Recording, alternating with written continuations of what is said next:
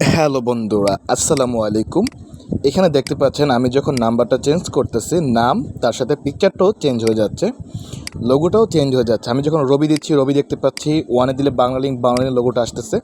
তো এই সিস্টেমটা মাইক্রোসফট এক্সেল দিয়ে আমি তৈরি করেছি। সেটা কিভাবে করলাম আপনাদেরকে আজকের ভিডিওতে আমি দেখিয়ে দেবো। ভিডিও শুরু করার আগে আপনাদের কাছে রিকোয়েস্ট, যারা আমার চ্যানেল নতুন, চ্যানেলটি সাবস্ক্রাইব করে নেবেন। তো আপনারা এইভাবে টাইপ করে নেবেন, আপনার সিরিয়াল নাম্বার, নেম, পিকচার এগুলো লিখে নেবেন। তো আমি আপনাদেরকে আরেকটা শিট নিয়ে দেখাচ্ছি আপনারা কীভাবে লিখবেন। তো আমাদের সময় বাঁচানোর জন্য আমরা এটাকে কপি করে নিলাম Ctrl+C দিয়ে। তারপর এখানে এসে আমরা এটাকে Ctrl+V দিয়ে পেস্ট করে দিলাম। তারপরে নিচের তিনটাকে আমরা তিনটা নাম্বার দেবো। তিনটা লোগো দেখতে চাচ্ছি। আপনি চাইলে 10টা, 15টা, 1000, 2000 দেখতে পাবেন। সিস্টেমটা একই রকম। তো এটাকে সিলেক্ট করার পরে এখান থেকে আমরা একটু বাড়িয়ে কমিয়ে নিতে পারি। আমরা এতটুকু রাখলাম। তারপর ধরেন এই ঘরগুলোকে আমরা একটু বাড়িয়ে নিলাম, নিচের দিকে টান দিলাম, এখানে গিয়ে একটু বাড়িয়ে নিচ্ছি। তো আপনারা বাড়িয়ে কমিয়ে নিতে পারেন। বাড়িয়ে নিচ্ছি। বাড়িয়ে নেওয়ার পরে আমার এখানে 1, 2, 3 এগুলো আপনি লিখে নেবেন। আমি লিখে নিচ্ছি এখানে। তো এগুলো আমি লিখে নিলাম। তারপর নেম, আপনার যে নেমগুলো আছে, যেমন আমার বাংলালিংক, তারপর গ্রামীণফোন, রবি এগুলো আছে, এগুলোকে আমি সিলেক্ট করে Ctrl+C দিয়ে বা রাইট বাটন ক্লিক করে কপি করে নিতে পারি। কপি করলাম, তারপর এখানে রাইট বাটন ক্লিক করে পেস্ট করে দিলাম। তারপর এখান থেকে পিকচার যে দেখতে পাচ্ছেন, এটাকে আমি অ্যালাইন সেন্টার করে দিলাম। আচ্ছা, এখন পিকচারের এখানে আমরা ক্লিক করে আমরা চলে যাব ইনসার্ট মেনুতে। ইনসার্ট মেনুতে যাওয়ার পরে এখান থেকে আমরা ইনস্টলেশনে ক্লিক করব। এখান থেকে পিকচারে ক্লিক করব। প্লেস ইন সেল এখানে ক্লিক করে দিস ডিভাইস যে অপশানটা আছে, আমরা দিস ডিভাইসে ক্লিক করে দেব। তো আপনার ছবিটা যেখানে আছে আপনি সেখান থেকে ছবিটা বসিয়ে দিবেন। তো আমার ছবিগুলো এখানে আছে ডেস্কটপে।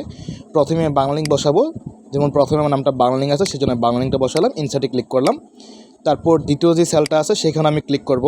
ক্লিক করে আবার ইনস্টলেশন যাব, পিকচারে যাব, প্লেস ইন সেল এখানে যাব, তারপর দিস ডিভাইস। এখন আমার গ্রামীণফোনটা আনতে হবে।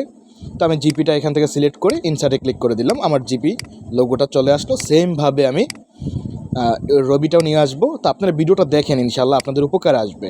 তারপর ইনসার্টে ক্লিক করে দিলাম। এখন ছবিটি নিয়ে আসতেন। তো আমরা যখন ড্রপডাউনে ক্লিক করব, অটোমেটিক তার নাম, ছবি আসবে।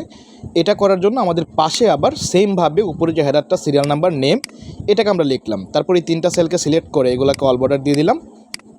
এখানে আমরা এখন ড্রপডাউন করব। ড্রপডাউন করার জন্য ডাটা মেনুতে আসলাম, তারপর ডাটা টুলস, ডাটা ভ্যালিডেশনে গেলাম। এখান থেকে অ্যানি ভ্যালু এটাকে আমরা করে দেবো লিস্ট। আর সোর্সের এখানে আছে যে নামগুলো ড্রপডাউন করতে চাচ্ছি, আমি নাম্বারগুলো চাচ্ছি, এগুলো সিলেক্ট করে দিলাম। তারপর ওকেতে ক্লিক করে দিলাম। এখন দেখেন আমার এখানে ড্রপডাউন চলে আসছে। তো আমি যখন ড্রপডাউনে ক্লিক করব, আমার নেম এবং পিকচারটা শো করবে। এটাকে আমি অ্যালাইন সেন্টার করে দিলাম সিলেক্ট করে। তো যখন আমি ওয়ানে ক্লিক করব, ওয়ান অনুযায়ী আমাকে পিকচার দেখাবে, নাম দেখাবে। তো এটা আমরা কীভাবে করব? এটা করার জন্য নেমের নিচের যে সেলে এখানে আমরা সমান সমান দিয়ে XLOOKUP ফাংশনকে কল করব। XLOOKUP এটা আপনারা আপডেট ভার্সনে পাবেন। তারপর লুকআপ ভ্যালু বলতে সিরিয়াল নাম্বার নিচে যে সেলটা আছে যেখানে ড্রপডাউন করছে সেটাকে সিলেক্ট করব।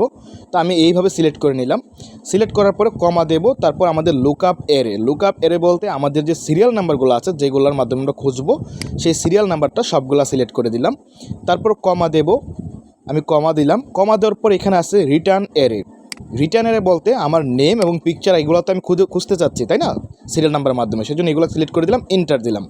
দেখেন এখন ওয়ানে বাংলালিংক আছে, অটোমেটিক বাংলালিংক চলে আসছে। গ্রামীণফোনে ক্লিক করলে গ্রামীণফোনের লোগো চলে আসছে, আমি বড় করে দিলাম। এখান থেকে আমি 3 নম্বর রবি দেখতে চাচ্ছি। দেখেন রবির লোগো চলে আসছে, নামও চেঞ্জ হচ্ছে, দেন লোগোটাও চেঞ্জ হচ্ছে। তো দারুণ একটি কাজ শিখিয়ে দিলাম আপনাদেরকে। পিকচার লুকআপ বলা হয় এটাকে। মাইক্রোসফট এক্সেল 365 দিয়ে এটা খুব সহজভাবে করে ফেললাম। যদি ভিডিওটি ভালো লাগে আমার চ্যানেলটিকে সাবস্ক্রাইব করে দেবেন, এরকম অনেক ভিডিও পাবেন। ধন্যবাদ।